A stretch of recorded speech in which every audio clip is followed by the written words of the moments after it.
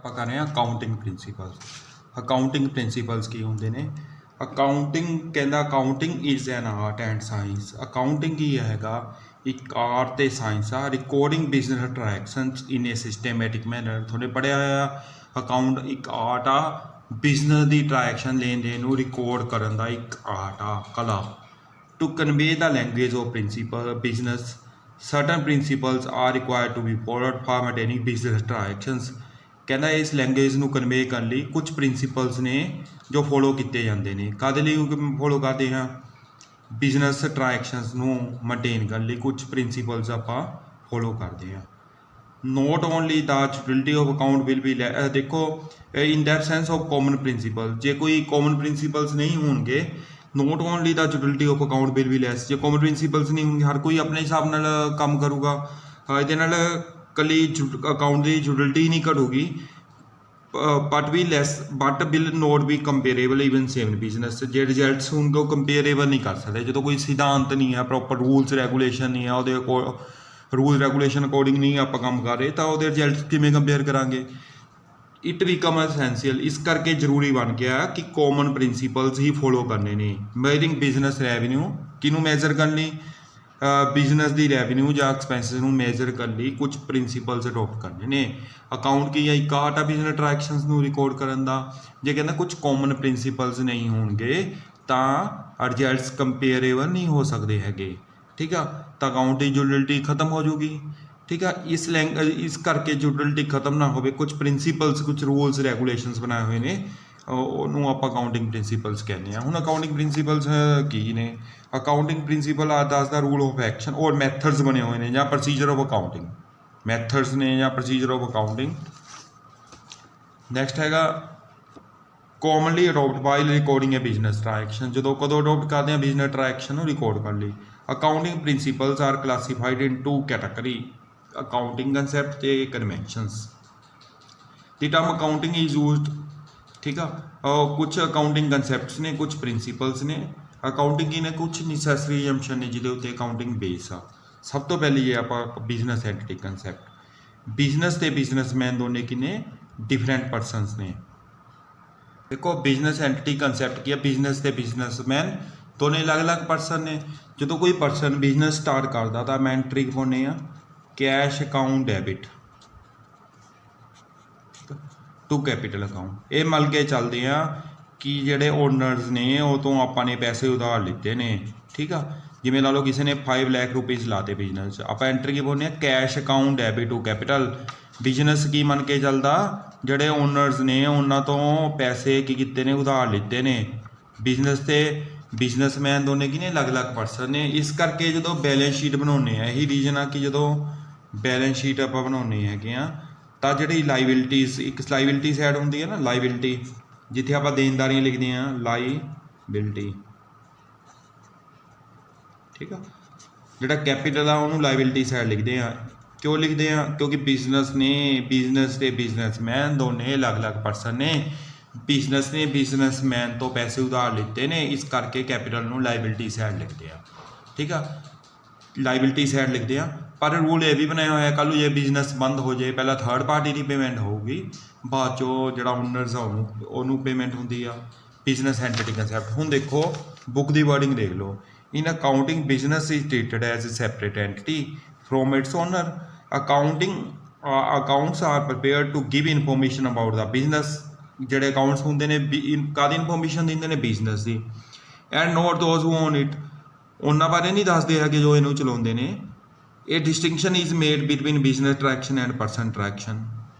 Business transaction ਦੇ person transaction 'ਚ distinction ਲੈਣੇ ਹੈਗੇ ਆ। And also between business property and personal property of the honours, ਠੀਕ ਆ। ਜਿਵੇਂ ਐਗਜ਼ਾਮਪਲ ਦੇ ਤੌਰ 'ਤੇ ਲਾ ਲਓ ਕੋਈ ਬਿਜ਼ਨਸਮੈਨ ਆ, ਠੀਕ ਆ। ਪਹਿਲੀ ਗੱਲ ਤੁਹਾਨੂੰ ਇਹ ਤਾਂ ਕਲੀਅਰ ਹੋ ਗਿਆ ਵੀ ਬਿਜ਼ਨਸ ਤੇ ਬਿਜ਼ਨਸਮੈਨ ਦੋਨੇ ਕੀ ਨੇ? ਅਲੱਗ-ਅਲੱਗ ਪਰਸਨਸ ਨੇ। ਬਿਜ਼ਨਸ ਅਕਾਊਂਟ ਕਾਹਦੇ ਬਾਰੇ ਦੱਸਦਾ?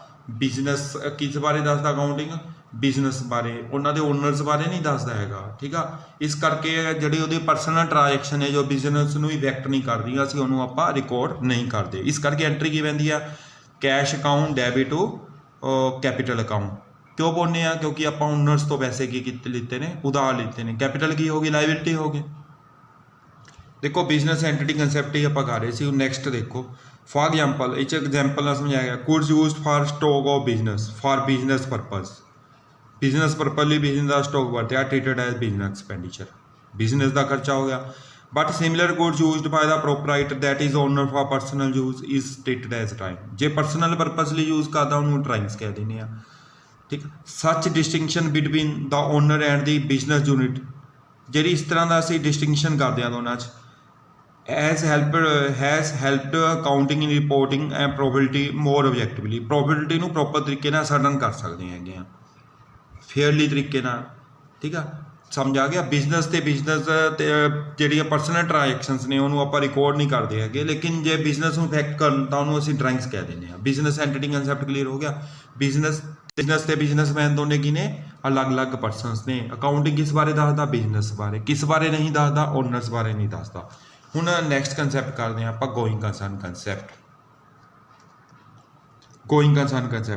it is presumed that the business concern will continue to exist identify or least in future ਆਪਾਂ ਇਹ ਮੰਨ ਕੇ ਚੱਲਦੇ ਜਿਹੜਾ ਬਿਜ਼ਨਸ ਆ ਕੰਟੀਨਿਊ ਰਹੂਗਾ ਆਉਣ ਵਾਲੇ ਟਾਈਮ ਦੇ ਵਿੱਚ ਇਸ ਕਰਕੇ ਜਿਹੜੀਆਂ ਐਸੈਟਸ ਨੇ ਉਹਦੇ ਵਿੱਚੋਂ ਕੀ ਲੈਸ ਕਰਕੇ ਦਿਖਾਉਂਦੇ ਆ ਡੈਪਰੀਸ਼ੀਏਸ਼ਨ ठीक है for example it is only the assumption that while preparing final accounts of a concern जो आप फाइनल अकाउंट बनाने fix assets are shown in balance sheet at diminishing balance method that is going concern concept जिमें ला लो अपने कोई asset 1 lakh की लीती है 1 लाख की लीती आप एस्टीमेट लगाया भी 10 ईयर चलूगी 10 ईयर लाइफ आ तो 10% डेप्रीशन पा देंगे 1 लाख का 10% कितना हो गया 10,000 आप ਲੈਸ ਕਰਕੇ 90,000 ਦੀ ਬੁੱਕ 'ਚ ਵੈਲਿਊ ਦਿਖਾਵਾਂਗੇ ਆਪਾਂ ਇਹ ਮੰਨ ਕੇ ਚੱਲਦੇ ਹਾਂ ਕਿ ਬਿਜ਼ਨਸ ਕੀ ਆ ਆਉਣ ਵਾਲੇ ਟਾਈਮ 'ਚ ਵੀ ਚੱਲਦਾ ਰਹੂਗਾ ਇਸ ਕਰਕੇ ਐਸੈਟ 'ਚੋਂ ਆਪਾਂ ਡੈਪਰੀਸ਼ਨ ਲੈਸ ਕਰਕੇ ਦਿਖਾਉਂਦੇ ਹਾਂ it is presumed that the business concern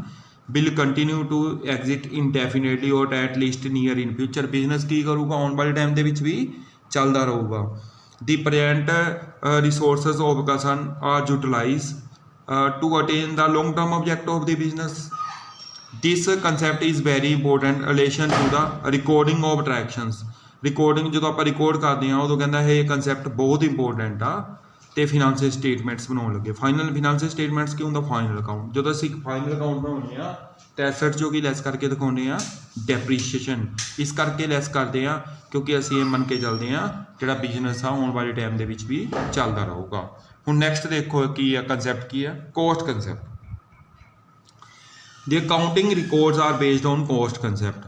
Cost concept ਦੇ ਬੇਸ ਆ the concept is closely related to going concern concept.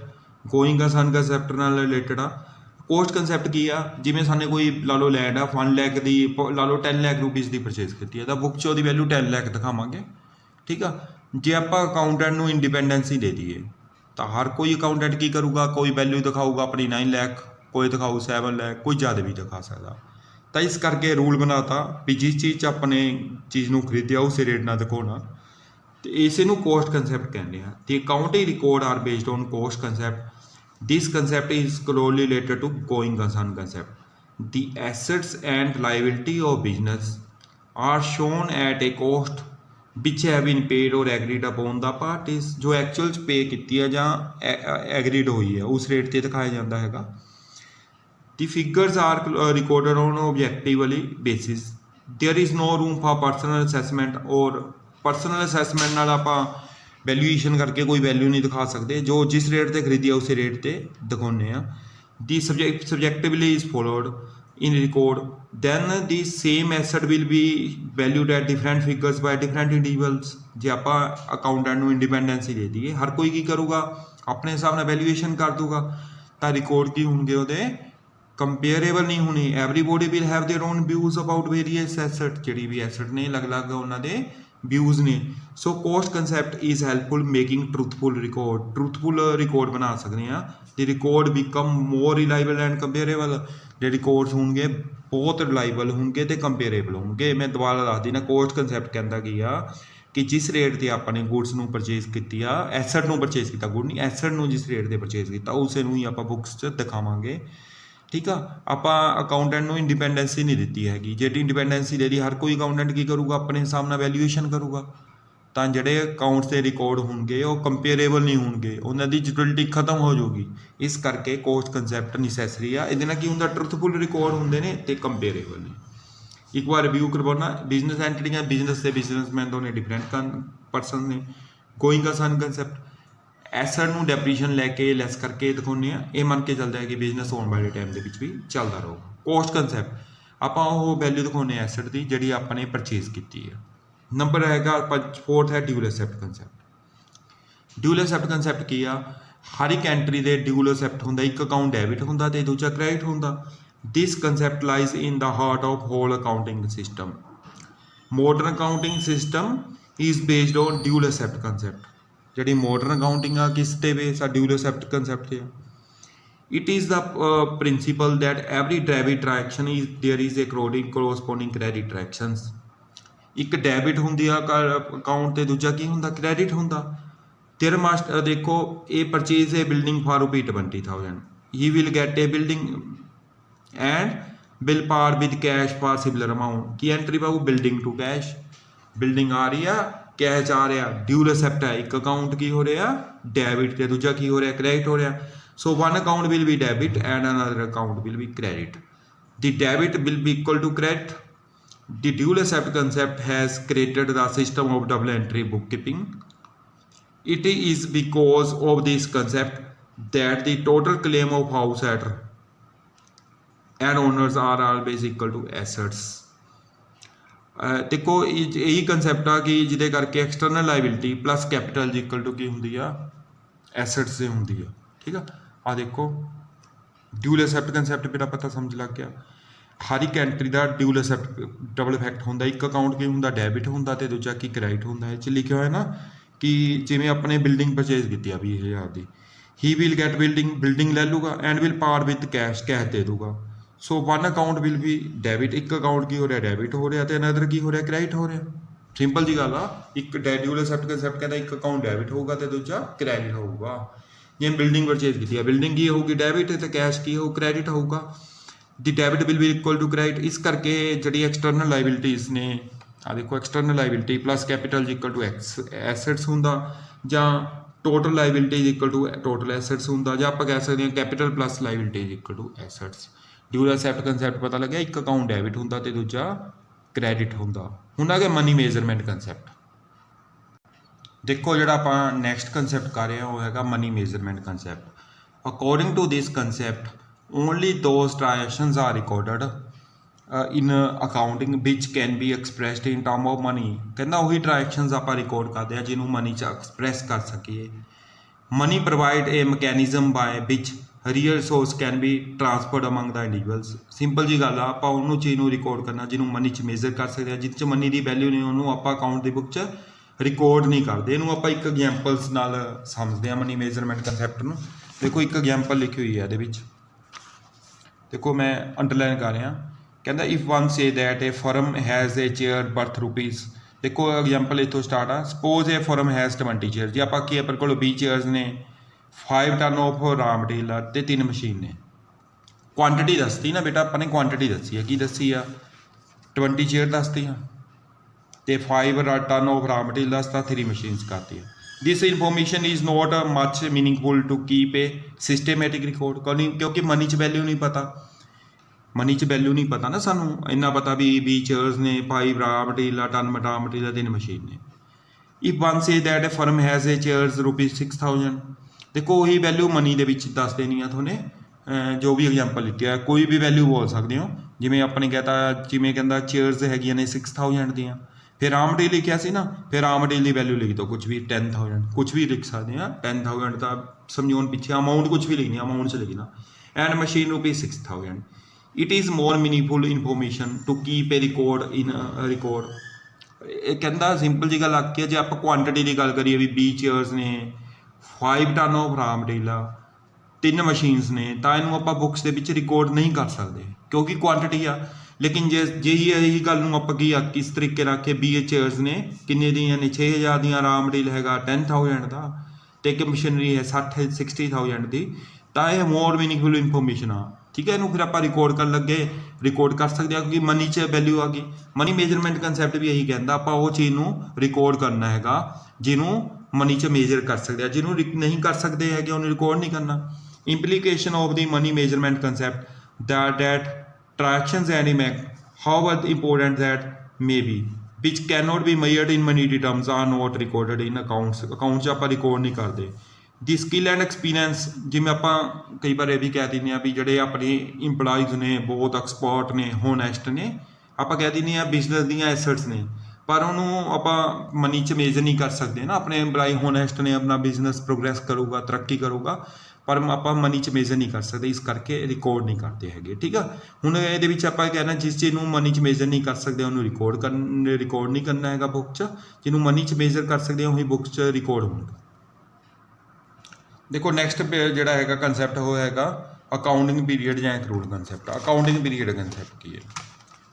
Accounting period ਕੀ ਹੈ? Financial position of business and probability of a concern are assessed at regular interval called accounting period. ਤੁਹਾਨੂੰ ਬੇਟਾ ਪਤਾ ਹੀ ਹੈ ਵੀ accounting period ਆ ਜਿਵੇਂ ਅਪ੍ਰੈਲ 1 ਤੋਂ ਲੈ ਕੇ 31 ਮਾਰਚ ਤੱਕ ਹੁੰਦੀਆਂ ਨੇ ਬੁੱਕਸ। ਜਿਵੇਂ 2020-21 ਦਾ ਹੈਗਾ ਤਾਂ ਅਪ੍ਰੈਲ 2020 ਤੋਂ 31 ਮਾਰਚ 2021 ਦਾ ਪੀਰੀਅਡ ਆਊਗਾ। While preparing profit and loss account of a concern, all revenue items are related to that period are taken into consideration irrespective of the fact whether these are paid or payable। ਦੇਖੋ ਜਿਵੇਂ ਇੱਕ example ਲਿੱਤੀ ਆ 2020-21 ਦੀਆਂ books maintain ਹੋ ਰਹੀਆਂ ਨੇ, ਅਪ੍ਰੈਲ 2020 ਤੋਂ ਲੈ ਕੇ 31 ਮਾਰਚ 2021 ਤੱਕ ਹੋਊਗਾ ਜਿਹੜਾ ਅਕਾਊਂਟਿੰਗ ਪੀਰੀਅਡ ਆ। ਇਸ ਨਾਲ ਜਿਹੜੇ ਵੀ ਰਿਲੇਟਡ 2020 ਜਾਂ 31 ਮਾਰਚ ਤੱਕ ਜਿਹੜੇ ਵੀ ਖਰਚੇ ਨੇ, ਚਾਹੇ ਪੇ ਕੀਤੇ ਨੇ ਚਾਹੇ ਨਹੀਂ ਪੇ ਕੀਤੇ, ਸ਼ਾਇਦ ਹੀ ਆਊਟਸਟੈਂਡਿੰਗ ਨੇ, ਆਊਟਸਟੈਂਡਿੰਗ ਦਾ ਮਤਲਬ ਡਿਊ ਨੇ, ਉਹ ਵੀ ਰਿਕਾਰਡ ਕਰਾਂਗੇ ਆਪਾਂ। ਜਿਹੜੇ ਆਊਟਸਟੈਂਡਿੰਗ ਜਿਹੜੇ ਨੇ ਐਕਸਪੈਂਸਿਸ ਨੇ ਉਹਨਾਂ ਨੂੰ ਵੀ ਰਿਕਾਰਡ ਕਰਨਾ, ਜਿਹੜੇ ਅਕਾਊਂਟਿੰਗ ਪੀਰੀਅਡ ਨਾਲ ਰਿਲੇਟਡ ਨੇ। ਦੇਖੋ ਇਹਦਾ ਨਾਮ ਐਕਰੂਅਲ ਕੰਸੈਪਟ ਵੀ ਰੱਖਿਆ ਹੈ ਨਾ, ਜਿਹੜਾ ਐਕਰੂ ਹੁੰਦਾ ਇਹ ਡਿਊ ਨੇ। ਜੇ ਕੋਈ ਅਪ੍ਰੈਲ ਟੂ 31 ਮਾਰਚ ਬੁੱਕਸ ਮੇਨਟੇਨ ਕਰ ਰਹੇ ਆ, ਜਿਹੜਾ ਅਕਾਊਂਟਿੰਗ ਅਕਾਊਂਟਸ ਆ ਬੇਟਾ ਉਹ ਐਕਰੂਅਲ ਕੰਸੈਪਟ ਬੇਸ ਆ। ਜਿਹੜਾ ਅਪ੍ਰੈਲ ਤੋਂ 31 ਮਾਰਚ ਤੱਕ, ਅਪ੍ਰੈਲ 2020 ਤੋਂ 31 ਮਾਰਚ 2021 ਤੱਕ ਜਿਹੜੀਆਂ ਬੁੱਕਸ ਜਿਹੜੇ ਮੇਨਟੇਨ ਹੋ ਰਹੀ ਹੈ ਇਹਦੇ ਵਿੱਚ ਬੁੱਕਸ, ਉਹ 'ਚ ਜਿੰਨੇ ਵੀ ਖਰਚੇ ਨੇ ਅਪ੍ਰੈਲ ਤੋਂ 31 ਮਾਰਚ ਤੱਕ ਦੇ ਉਹ ਰਿਕਾਰਡ ਕਰਨੇ ਨੇ, ਚਾਹੇ ਪੇ ਕੀਤੇ ਨੇ ਖਰਚੇ ਨਹੀਂ ਪੇ ਕੀਤੇ। ਜਾਂ ਹੀ ਐਕਰੂ ਇਨਕਮ ਆ, ਜੇ ਆਪਣੀ ਇਨਕਮ ਐਕਰੂ ਆ। ਐਕਰੂ ਇਨਕਮ ਮਤਲਬ ਕੀ ਹੋ ਗਿਆ? ਜੇ ਆਪਣੀ ਇਨਕਮ ਡਿਊ ਆ ਪਰ ਰਿਸੀਵ ਨਹੀਂ ਹੋਈ। ਐਕਰੂ ਇਨਕਮ ਕੀ ਹੈ? ਜਿਵੇਂ ਲਾ ਲਓ ਆਪਾਂ ਨੇ ਰੈਂਟ ਲੈਣਾ ਸੀ, ਰੈਂਟ ਹਜੇ ਮਿਲਿਆ ਨਹੀਂ ਹੈਗਾ, ਠੀਕ ਆ, ਜਿਹਨੂੰ ਆਪਾਂ ਨੇ ਕਿਰਾਏ 'ਤੇ ਦਿੱਤਾ ਹੋਇਆ ਉਹ ਕਹਿੰਦਾ ਮੈਂ ਤੁਹਾਨੂੰ ਪੇ ਕਰ ਦੂੰਗਾ, ਐਕਰੂ ਇਨਕਮ। ਆਈ ਆਪਣੇ ਐਕਰੂ ਇਨਕਮ ਕੁਝ ਹੋਰ ਵੀ ਹੋ ਸਕਦੀਆਂ ਨੇ ਜਿਨ੍ਹਾਂ ਤੋਂ ਪੈਸੇ ਲੈਣੇ ਨੇ। ਐਕਰੂ ਇਨਕਮ ਜੋ ਡਿਊ ਤਾਂ ਹੋਗੀ ਪਰ ਮਿਲੀ ਨਹੀਂ। ਆਊਟਸਟੈਂਡਿੰਗ ਐਕਸਪੈਂਸਿਸ, ਜਿਵੇਂ ਸਾਡੇ ਇੰਪਲਾਈਜ਼ ਨੇ ਉਹਨੂੰ ਤਨਖਾਹ ਜੇ ਦਿੱਤੀ ਨਹੀਂ ਹੈ, ਤਾਂ ਕਰਕੇ ਜਿਹੜੇ ਵੀ ਆਊਟਸਟੈਂਡਿੰਗ, ਕਹਿਣ ਦਾ ਮਤਲਬ ਕੀ ਆ, ਜਿਹੜੇ ਅਪ੍ਰੈਲ ਤੋਂ 31 ਮਾਰਚ ਤੱਕ ਦੇ, 31 ਮਾਰਚ 2021 ਤੱਕ ਦੇ ਜਿੰਨੇ ਵੀ ਅਕਾਊਂਟਸ ਨੇ, ਜਿੰਨੇ ਵੀ ਖਰਚੇ ਨੇ, ਚਾਹੇ ਪੇ ਕੀਤੇ ਨੇ ਚਾਹੇ ਨਹੀਂ ਪੇ ਕੀਤੇ, ਉਹਨੂੰ ਵੀ ਰਿਕਾਰਡ ਕਰਾਂਗੇ। ਇਸੇ ਤਰ੍ਹਾਂ ਸਾਡੀ ਕੋਈ ਇਨਕਮ ਆ ਮਿਲੀ ਹੈ ਚਾਹੇ ਨਹੀਂ ਮਿਲੀ, ਉਹਨੂੰ ਵੀ ਰਿਕਾਰਡ ਕਰਦੇ ਹਾਂ। ਦੇਖੋ financial position and probability of a concern are assessed at regular interval called accounting period. Probability ਕਿਵੇਂ ਪਤਾ ਲੱਗਦੀ ਹੈ? ਅਕਾਊਂਟਿੰਗ ਪੀਰੀਅਡ ਹੁੰਦਾ ਨਾ 2020-21 ਦਾ ਵੈਸੇ ਐਗਜ਼ਾਮਪਲ ਲੈ ਲਈ ਸੀ। ਫਿਨੈਂਸ਼ੀਅਲੀ ਈਅਰ ਤਾਂ ਕੋਈ ਵੀ ਹੋ ਸਕਦਾ, ਜਿਵੇਂ 2019-20 ਹੋ ਗਿਆ, ਠੀਕ ਆ। ਹੁਣ 20-21 ਚੱਲ ਰਿਹਾ, ਵੈਸੇ ਪੁਰਾਣਾ ਦੱਸਿਆ ਇਹਨੇ।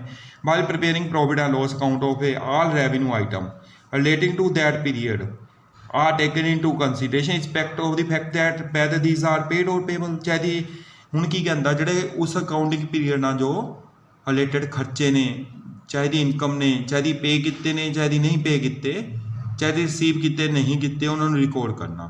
Similarly balance sheet is prepared reveal the finance, ਤਾਂ ਹੀ ਆਪਾਂ ਨੂੰ ਫਿਨਾਂਸ ਪੋਜੀਸ਼ਨ ਪਤਾ ਲੱਗੂਗੀ, ਠੀਕ ਆ। ਇੱਕ ਹੈਗਾ realisation concept. The concept is related to realisation of revenue. Revenue is realised either from sale of product. ਆਪਾਂ ਕਦੋਂ ਰੈਵਨਿਊ ਨੂੰ ਕਦੋਂ ਮਿਲਦਾ, ਇਨਕਮ ਕਦੋਂ ਮਿਲਦੀ ਹੈ? ਜਦੋਂ ਆਪਾਂ ਗੁੱਡਸ ਨੂੰ ਵੇਚ ਦਿੰਦੇ ਹਾਂ ਜਾਂ ਸਰਵਿਸ ਦੇ ਦਿੰਦੇ ਹਾਂ। ਦੀ sale involve A number of stages. ਕਹਿੰਦਾ ਉਦੋਂ ਆਪਾਂ ਚੀਜ਼ ਨੂੰ ਵੇਚਦੇ ਹਾਂ, ਕਈ ਉਹ ਸਟੇਜਸ ਨੇ। ਆਪਣੇ ਕੋਲ ਪਹਿਲਾਂ ਆਰਡਰ ਆਊਗਾ, ਆਰਡਰ ਤੋਂ ਬਾਅਦ ਉਤਪਾਦਨ ਕਰਾਂਗੇ, ਪ੍ਰੋਡਕਸ਼ਨ ਕਰਾਂਗੇ, ਜਾਂ ਅਸੈਂਬਲ ਕਰਾਂਗੇ ਜਾਂ ਡਿਸਪੈਚ ਕਰਾਂਗੇ, ਫਿਰ ਟਰਾਂਸਫਰ ਆਫ ਓਨਰਸ਼ਿਪ ਹੁੰਦੀ ਹੈ, ਰਿਸੀਪਟ ਆਫ ਮਨੀ ਆ। ਦੇਖੋ ਪਹਿਲਾਂ ਆਰਡਰ ਆ ਗਿਆ, ਆਰਡਰ ਤੋਂ ਬਾਅਦ ਅਸੀਂ ਪ੍ਰੋਡਕਸ਼ਨ ਕਰਤੀ, ਫਿਰ ਅਸੈਂਬਲੀ ਕਰਤੀ। ਅਸੈਂਬਲੀ ਮਤਲਬ ਉਹ ਜਿਹੀ ਚੀਜ਼ ਚਾਹੀਦੀ ਸੀ ਉਹਨੂੰ ਅਸੈਂਬਲ ਕਰਕੇ ਇਕੱਠਾ ਕਰਤਾ, ਠੀਕ ਆ। ਫਿਰ ਡਿਸਪੈਚ ਕਰਤੀ, ਫਿਰ ਓਨਰਸ਼ਿਪ ਟਰਾਂਸਫਰ ਹੋ ਗਈ, ਫਿਰ ਮਨੀ ਆ ਗਿਆ। ਕਹਿੰਦਾ ਕੁਐਸਚਨ ਰਾਈਜ਼ ਹੁੰਦਾ ਵੀ ਰੈਵਨਿਊ ਨੂੰ ਕਦੋਂ ਕੰਸੀਡਰ ਕੀਤਾ ਜਾਊਗਾ। ਜਨਰਲ ਪ੍ਰਿੰਸੀਪਲ ਕੀ ਆ? Sale or profit will be considered to be realised either money cash is realised. ਜਾਂ ਤਾਂ ਪੈਸਾ ਰਿਸੀਵ ਹੋ ਜਾਏ, ਜਾਂ legal obligation is call created, that ownership is transferred. Simple ਜੀ ਗੱਲ ਆ, ਜਿਵੇਂ ਆਪਣੇ ਕੋਈ ਗੁਡਸ ਵੇਚਤੀਆਂ, ਜੇ ਓਨਰਸ਼ਿਪ ਟਰਾਂਸਫਰ ਹੋ ਗਈ ਨਾ, ਆਪਾਂ ਨੇ ਮਲਕੀਅਤ ਉਹਨੂੰ ਦੇਤੀ, ਆਪਾਂ ਨੇ ਓਨਰਸ਼ਿਪ ਜਿਹੜਾ ਹੈਗਾ ਆਪਣਾ ਕਸਟਮਰ ਆ ਉਹਨੂੰ ਦੇਤੀ, ਤਾਂ ਵੀ ਆਪਾਂ ਨੇ ਰੈਵਨਿਊ ਲਾਈਜ਼ ਮੰਨਣਾ ਚਾਹੀਦੀ, ਕੈਸ਼ ਆ ਜੇ ਫਿਰ ਵੀ ਮੰਨਣਾ। ਕਹਿੰਦਾ ਕੁਐਸਚਨ ਕਹਿੰਦਾ ਰਾਈਜ਼ ਹੁੰਦਾ ਵੀ ਕਿਸ ਸਟੇਜ 'ਚ ਵੀ ਰੈਵਨਿਊ ਲਾਈਜ਼ ਮੰਨਿਆ ਜਾਊ, ਆਰਡਰ ਹੋਣ ਨਾ ਮੰਨਿਆ ਜਾਊਗਾ, ਮੈਨੂਫੈਕਚਰਿੰਗ ਨਾ ਮੰਨਿਆ ਜਾਊਗਾ, ਜਾਂ ਡਿਸਪੈਚ ਨਾ ਮੰਨਿਆ ਜਾਊਗਾ, ਡਿਸਪੈਚ ਕਰਨ ਨਾਲ, ਜਾਂ ਟਰਾਂਸਫਰ ਆਫ ਓਨਰਸ਼ਿਪ ਨਾਲ ਬਣਦਾ, ਜਾਂ ਇਨਕਮ ਆਉਣ ਨਾ ਮੰਨਦਾ। ਇਹਦਾ ਆਨਸਰ ਇਹ ਦੇ ਰਿਹਾ ਵੀ ਰੈਵਨਿਊ ਉਦੋਂ ਲਾਈਜ਼ ਮੰਨਦੇ ਆ ਚਾਹੇ ਦੀ ਮਨੀ ਆ ਜੇ, ਚਾਹੇ ਦੀ ਓਨਰਸ਼ਿਪ ਟਰਾਂਸਫਰ ਦੇਤੀ ਆ, ਮਲਕੀਅਤ ਕਿਸੇ ਨੂੰ ਦੇਤੀ, ਆਪਣਾ ਕੀ ਹੋ ਗਿਆ, ਰੈਵਨਿਊ ਲਾਈਜ਼ ਮੰਨਿਆ ਜਾਊਗਾ। ਜਿਹੜਾ 8th ਕੰਸੈਪਟ ਹੈਗਾ ਉਹ ਹੈਗਾ matching of cost and revenue concept. ਕਹਿੰਦਾ ਜਨਰਲ ਪ੍ਰਿੰਸੀਪਲ ਕੀ ਆ, the cost are match to the revenue. Cost ਨੂੰ ਕਿਹਦੇ ਨਾਲ ਮੈਚ ਕਰਦੇ ਆ, ਰੈਵਨਿਊ ਨਾਲ, ਟੂ ਮੇਜ਼ਰ ਦਾ ਪ੍ਰੋਫਿਟ ਨੂੰ ਮੇਜ਼ਰ ਕਰਨ ਲਈ। ਇਹ distinction between present, past and future as well as capital and revenue is necessary.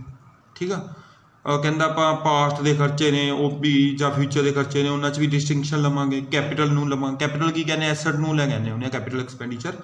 The revenue and cost to same period product ਔਰ ਸਰਵਿਸ ਆਰ ਮੈਚ। ਸਿਮਿਲਰਲੀ ਦੇਖੋ simple ਜੀ ਗੱਲ ਆ, ਜੇ ਖਰਚੇ ਜ਼ਿਆਦਾ ਨੇ ਤਾਂ ਲੋਸ ਹੋਊਗਾ, ਜੇ ਇਨਕਮ ਜ਼ਿਆਦਾ ਤਾਂ ਇਨਕਮ ਜ਼ਿਆਦਾ, ਖਰਚੇ ਘੱਟ ਨੇ, ਫਿਰ ਪ੍ਰੋਫਿਟ ਹੋਊਗਾ। Similarly expense whose utilities derived a number of period are taken to balance sheet as a deferred revenue expenditure. ਠੀਕ ਆ, matching capital expenditure become part of a number of through. ਕਹਿੰਦਾ capital, ਇੱਕ minute, ਇਹਦੇ ਵਿੱਚ ਇਹ ਦੱਸਿਆ ਹੋਇਆ ਵੀ ਜਿਨ੍ਹਾਂ ਦਾ ਬੈਨੀਫਿਟ ਕਈ ਸਾਲ ਮਿਲਦਾ ਉਹਨੂੰ ਡੈਫਰਡ ਰੈਵਨਿਊ ਐਕਸਪੈਂਡੀਚਰ ਕਹਿੰਦੇ ਹੁੰਦੇ ਆ।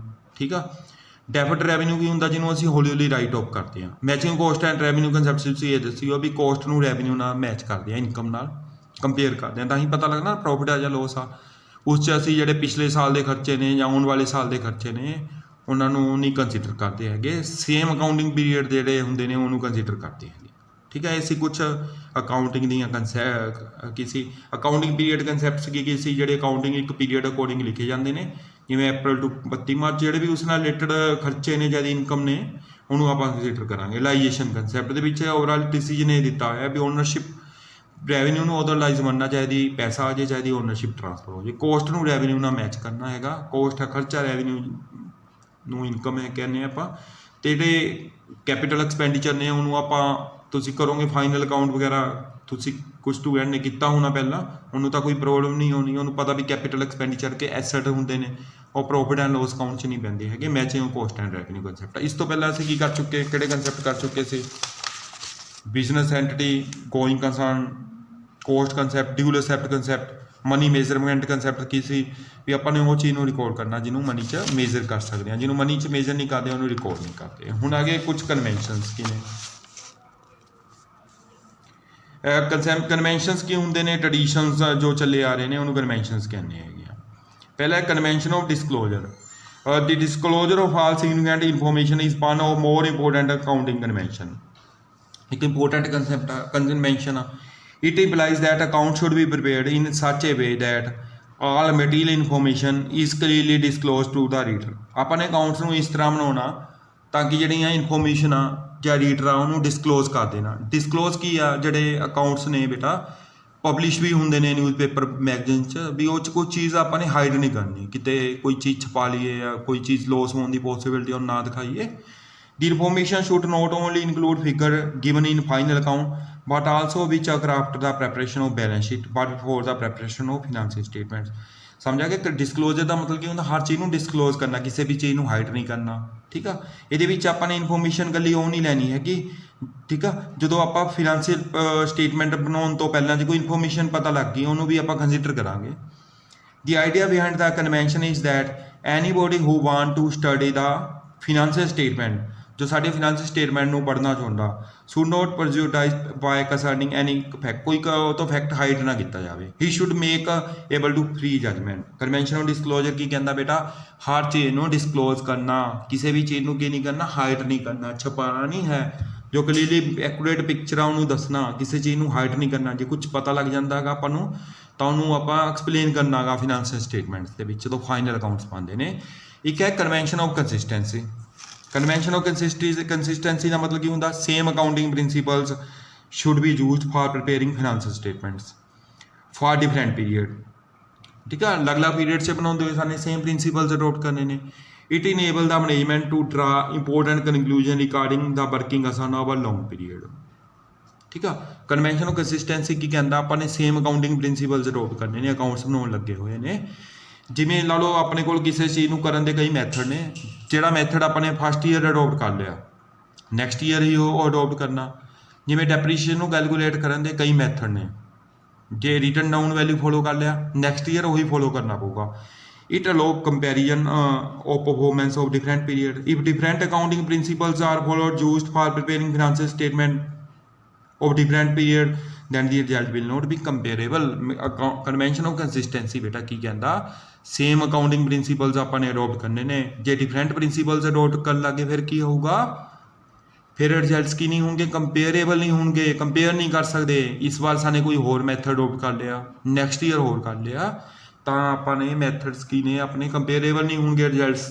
ਕਨਵੈਨਸ਼ਨ ਆਫ ਡਿਸਕਲੋਜ਼ਰ ਕੀ ਹੈ, ਸੇਮ ਪ੍ਰਿੰਸੀਪਲਸ ਕਨਵੈਨਸ਼ਨ ਹਰ ਚੀਜ਼ ਨੂੰ ਡਿਸਕਲੋਜ਼ ਕਰਨਾ, ਕਿਸੇ ਵੀ ਚੀਜ਼ ਨੂੰ ਹਾਈਡ ਨਹੀਂ ਕਰਨਾ। ਕੰਸਿਸਟੈਂਸੀ ਮਤਲਬ ਸੇਮ ਪ੍ਰਿੰਸੀਪਲਸ ਅਡੋਪਟ ਕਰਨੇ ਨੇ। ਇੱਕ ਹੈ ਕਨਵੈਨਸ਼ਨ ਆਫ ਕੰਜ਼ਰਵੇਟਿਜ਼ਮ, ਮੀਨਸ ਕੀ ਹੈਗਾ ਸੇਫ ਰਹਿਣਾ, ਤੇ ਜੇ ਕੋਈ ਰਿਸਕ ਹੋਣ ਦੀ ਪੋਸੀਬਿਲਿਟੀ ਆ ਬਿਜ਼ਨਸ 'ਚ ਤਾਂ ਉਹਨੂੰ ਆਪਾਂ ਨੇ ਪ੍ਰੋਪਰ ਧਿਆਨ 'ਚ ਦਬਾਉਣਾ ਗਾ। ਠੀਕ ਹੈ, possibility of loss it should be taken in account earliest. On the other hand, prospect of profit should be ignored up to time it does not materialize। ਸਮਝ ਆ ਗਿਆ ਬੇਟਾ। ਕਨਵੈਨਸ਼ਨ ਆਫ ਕੰਜ਼ਰਵੇਟਿਜ਼ਮ ਕੀ ਕਹਿੰਦਾ ਹੈਗਾ, ਜੇ ਲੋਸ ਹੋਣ ਦੀ ਪੋਸੀਬਿਲਿਟੀ ਆ ਸਾਨੂੰ ਤਾਂ ਉਹਨੂੰ ਪਹਿਲਾਂ ਡਿਸਕਲੋਜ਼ ਕਰਨਾ ਸਾਨੇ। ਠੀਕ ਆ, ਪ੍ਰੋਫਿਟ ਨੂੰ ਉਦੋਂ ਤੱਕ ਨਹੀਂ ਕੰਸੀਡਰ ਕਰਦੇ ਜਦੋਂ ਤੱਕ ਪ੍ਰੋਫਿਟ ਆਪਣੇ ਕੋਲ ਲਾਈਜ਼ ਨਾ ਹੋਵੇ, ਕਿਉਂਕਿ ਅਸੀਂ ਕੋਈ ਵੀ ਇਨਫੋਰਮੇਸ਼ਨ ਜਿਵੇਂ ਪ੍ਰੋਫਿਟ ਹੋਣ ਵਾਲੇ ਨੇ ਆਏ ਨਹੀਂ ਛਪਾ ਪ੍ਰਿੰਟ ਕਰ ਸਕਦੇ ਨਿਊਜ਼ਪੇਪਰ 'ਚ ਜਾਂ ਮੈਗਜ਼ੀਨ 'ਚ ਇਨਫੋਰਮੇਸ਼ਨ ਰਿਲੇਟਡ, ਕਿਉਂਕਿ ਰੂਲ ਆਪਾਂ ਨੂੰ ਕਨਵੈਨਸ਼ਨ ਆਫ ਕੰਜ਼ਰਵੇਟਿਜ਼ਮ ਕਹਿੰਦਾ ਹੈਗਾ ਵੀ ਜਦੋਂ ਤੱਕ ਪ੍ਰੋਫਿਟ ਰਿਲਾਈਜ਼ ਨਹੀਂ ਹੁੰਦੇ ਉਦੋਂ ਤੱਕ ਦੱਸਣਾ ਨਹੀਂ। ਹਾਂ, ਜੇ ਲੋਸ ਹੋਣ ਦੀ ਪੋਸੀਬਿਲਿਟੀ ਹੈ ਤਾਂ ਉਹਨੂੰ ਪਹਿਲਾਂ ਐਕਸਪਲੇਨ ਕਰਨਾ। ਅਗਲਾ ਹੈਗਾ convention of materiality. According to this convention only those events should be recorded which have significant, ਜਿਹੜੀ ਮਹੱਤਵਪੂਰਨ ਨੇ ਉਹਨਾਂ ਨੂੰ ਰਿਕਾਰਡ ਕਰਨਾ। And insignificant thing should be ignored, ਜਿਹੜੇ ਮਹੱਤਵਪੂਰਨ ਹੈ ਨਹੀਂ ਉਹਨੂੰ ਆਪਾਂ ਇਗਨੋਰ ਕਰ ਦੇਣਾ। The avoidance of insignificant things will not materially affect the record of business। ਇਹਦੇ ਨਾਲ ਕੋਈ ਇਫੈਕਟ ਨਹੀਂ ਪਊਗਾ ਜੇ ਇਨਸਿਗਨੀਫੀਕੈਂਟ ਚੀਜ਼ਾਂ ਨੂੰ ਅਸੀਂ ਇਗਨੋਰ ਕਰ ਦਈਏ, ਉਹਦੇ ਨਾਲ ਕੋਈ ਇਫੈਕਟ ਨਹੀਂ ਪੈਣਾ। It should B scene that effort should be involved, ਮਤਲਬ ਕੀ ਹੈ ਮਟੀਰੀਅਲਿਟੀ ਕੀ ਕਹਿੰਦਾ ਗਾ, ਸਾਨੇ ਸਿਗਨੀਫੀਕੈਂਟ ਚੀਜ਼ਾਂ ਨੂੰ ਰਿਕਾਰਡ ਕਰਨਾ। ਇਨਸਿਗਨੀਫੀਕੈਂਟ ਨੂੰ ਜੇ ਆਪਾਂ ਇਗਨੋਰ ਵੀ ਕਰ ਦਈਏ ਤਾਂ ਉਹਦੇ ਨਾਲ ਜੁਡਿਲਟੀ 'ਤੇ ਕੋਈ ਫਰਕ ਨਹੀਂ ਪੈਂਦਾ। देयर इज़ नो फार्मूला, कहता कोई फार्मूला नहीं। Making a distinction between material and immaterial thing, जो आप देखना चाहिए कि मटीरियलाइज ने कि इमैटीरियल ने, ਉਹਦਾ कोई भी फार्मूला इस तरह का नहीं बनया होया। It is the matter of judgement and is left to accountant for taking decision. Accountant से आप डिसीजन से छड़ देना चाहिए। ठीक है, इस तरह का कोई फार्मूला है। मटीरियलिटी की है, जी इमैटीरियल चीज़ा ने उन्होंने आप इग्नोर कर दीए। ठीक है, तो ਉਹਦੇ ਨਾਲ ਯੂਟਿਲਿਟੀ 'ਤੇ ਕੋਈ ਫਰਕ ਨਹੀਂ ਪੈਂਦਾ। ਜਿਵੇਂ ਲਾ ਲਓ ਇੱਕ ਆਪਾਂ ਡਸਟਬਿਨ ਪਰਚੇਜ਼ ਕੀਤਾ 400 ਦਾ, ਲਾ ਲਓ ਆਪਾਂ ਨੂੰ ਲੱਗਦਾ ਵੀ 2 years ਚੱਲੂਗੀ ਲਾਈਫ, ਲੇਕਿਨ ਜੇ ਆਪਾਂ 1 year ਵੀ ਕੰਜ਼ਿਊਮ ਦਿਖਾ ਦਿੰਦੇ ਆ, ਇਹ ਵੀ ਮੈਥਡ ਠੀਕ ਆ। ਠੀਕ ਆ, ਤਾਂ ਇਹਦੇ ਨਾਲ ਅਕਾਊਂਟਿੰਗ ਯੂਟਿਲਿਟੀ 'ਤੇ ਕੋਈ ਫਰਕ ਨਹੀਂ ਪੈਂਦਾ ਹੈਗਾ। ਇਸ ਤਰ੍ਹਾਂ ਕੁਝ ਡਿਸੀਜਨਸ ਅਕਾਊਂਟੈਂਟ ਖੁਦ ਲੈ ਸਕਦਾ, ਕੋਈ ਫਾਰਮੂਲਾ ਨਹੀਂ ਬਣਾਇਆ ਵੀ ਆਪਾਂ ਨੇ ਕਿਵੇਂ ਡਿਸੀਜਨ ਲੈਣਾ। ਜੀ ਮਟੀਰੀਅਲ ਚੀਜ਼ਾਂ ਨੇ ਉਹਨੂੰ ਇਗਨੋਰ ਕਰ ਸਕਦਾ। ਹੁਣ ਕਨਵੈਨਸ਼ਨਸ ਕੀ ਨੇ ਜੋ ਟ੍ਰੈਡੀਸ਼ਨ ਚੱਲੇ ਆ ਰਹੇ ਨੇ, ਕਿਹੜੀ ਆ ਕਨਵੈਨਸ਼ਨ ਆਫ ਕੀ ਆ, ਪਹਿਲਾਂ ਡਿਸਕਲੋਜ਼ਰ, ਹਰ ਚੀਜ਼ ਨੂੰ ਡਿਸਕਲੋਜ਼ ਕਰਨਾ, ਕਿਸੇ ਵੀ ਚੀਜ਼ ਨੂੰ ਹਾਈਡ ਨਹੀਂ ਕਰਨਾ। ਕੰਸਿਸਟੈਂਸੀ, ਸੇਮ ਅਕਾਊਂਟਿੰਗ ਪ੍ਰਿੰਸੀਪਲਸ ਨੇ ਫੋਲੋ ਕਰਨੇ ਨੇ ਅਕਾਊਂਟਿੰਗ ਬਣਾਉਂਦੇ ਹੋਏ। ਕਨਵੈਨਸ਼ਨ ਆਫ ਕੰਜ਼ਰਵੇਟਿਜ਼ਮ, ਪਲੇ ਸੇਫ ਰਹਿਣਾ, ਜੇ ਪੋਸੀਬਿਲਿਟੀ ਹੈ ਲੋਸ ਦੀ ਤਾਂ ਪਹਿਲਾਂ ਦੱਸਣੀ ਆ। ਮਟੀਰੀਅਲਿਟੀ, ਜੇ ਇਮਟੀਰੀਅਲ ਚੀਜ਼ਾਂ ਨੇ ਉਹਨੂੰ ਆਪਾਂ ਮਟੀਰੀਅਲਿਟੀ ਕੀ ਹੈ ਇਗਨੋਰ, ਜਿਹੜੀ ਮਟੀਰੀਅਲ ਚੀਜ਼ਾਂ ਨੇ ਉਹਨੂੰ ਇਗਨੋਰ ਕਰ ਦਈਏ ਤਾਂ ਅਕਾਊਂਟਿੰਗ ਯੂਟਿਲਿਟੀ 'ਤੇ ਕੋਈ ਫਰਕ ਨਹੀਂ ਪੈਂਦਾ। ਕਿਹੜੀਆਂ ਇੰਪੋਰਟੈਂਟ ਨੇ, ਉਹ ਅਕਾਊਂਟੈਂਟ ਦੀ ਜਜਮੈਂਟ 'ਤੇ ਡਿਪੈਂਡ ਆ। ਦੇਖੋ ਲਾਸਟ ਲਾਈਨ ਦੇਖ ਲਓ, there is no formula to distinction between material and immaterial event, it is judgement and is left to accountant. बेटा पता लगे कंसैप्ट किहड़े ने, किहड़े कन्वेंशनस किहड़ियां ने। डिस्कलोजर पहले हैगी आ convention of disclosure, convention of consistency, convention of conservatism, concept convention of materiality. ਇਹ conventions ਨੇ ਜੋ ਟ੍ਰੈਡੀਸ਼ਨਸ ਵਗੈਰਾ ਦੱਸੇ ਆ ਰਹੇ ਚੱਲੇ ਆ ਰਹੇ ਨੇ। ਹੁਣ ਆਪਾਂ ਅਕਾਊਂਟਿੰਗ ਪ੍ਰਿੰਸੀਪਲਸ ਕਰ ਰਹੇ ਸੀ। ਜੇ ਅਕਾਊਂਟਿੰਗ ਪ੍ਰਿੰਸੀਪਲ ਵੀ ਐਗਜ਼ਾਮ 'ਚ ਆ ਜਾਏ ਤਾਂ 2 ਤਰ੍ਹਾਂ ਦੇ ਹੁੰਦੇ ਨੇ, ਕੰਸੈਪਟ ਤੇ ਕਨਵੈਨਸ਼ਨ। ਆਪਣਾ ਜਿਹੜਾ ਕੁਐਸਚਨ ਸੀ ਅਕਾਊਂਟਿੰਗ ਪ੍ਰਿੰਸੀਪਲ ਬੇਟਾ ਕੰਪਲੀਟ ਹੋ ਗਿਆ।